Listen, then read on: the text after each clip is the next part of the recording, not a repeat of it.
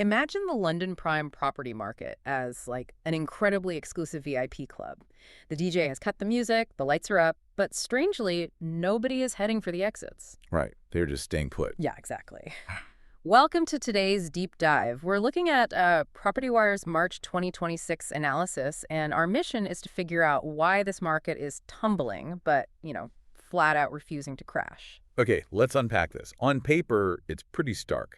Values in prime central London have plummeted by, what, 20% to 25%? Yeah, up to 25%, which is a huge hit. And even the tier just below that, the 1 million to 3 million pound bracket, that's softened by about 10%. Right. And a 25% drop usually signals absolute panic. Okay. Right? We should be seeing a massive surge in distressed selling. You would definitely think so. But we aren't. So is this just like a high-stakes game of musical chairs where the players are so wealthy they just don't actually need to sit down when the music stops? That is a great way to put it. What's fascinating here is the absolute lack of leverage forcing their hands. I mean, the people selling these homes are under almost zero pressure to liquidate. Oh, so they can afford to just hold on.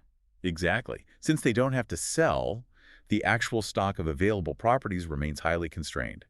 And that artificially low inventory effectively places a solid floor beneath current values. It sort of absorbs the shock of that 25% drop. Okay, that makes sense. But what about the heavy feel-bad factor the data points to? Because we're seeing declining economic growth, sluggish productivity, higher interest rates. Sure. You'd think that bleak sentiment would spook even the wealthiest homeowners, wouldn't you? Well, sentiment is bleak, absolutely.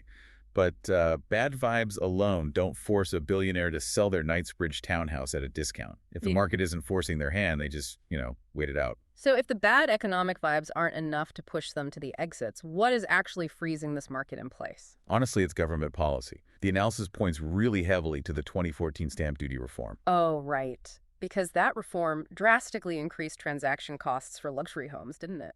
Exactly. When it costs an exorbitant amount just in taxes to buy a new place, it becomes significantly cheaper for wealthy owners to just stay put and renovate rather than sell and move. Which totally kills market mobility. That mechanism just freezes things. And then you add the international shockwave. I'm talking about the removal of the non-dom tax status. Wow, yeah, that was the real earthquake. It really was. Removing that status meant foreign billionaires suddenly faced massive UK taxes on their entire global wealth, not just, the money they brought into the country. That is a huge shift. Didn't that sudden liability push like an estimated 16,000 wealthy individuals right out of the UK? Yep, 16,000. Just gone. Here's where it gets really interesting, though. There's a proposed fix floating around the market to bring them back. A flat £250,000 annual levy. Right, like a fixed entry fee for foreign wealth. Yeah. It takes the unpredictable sting right out of the UK tax code.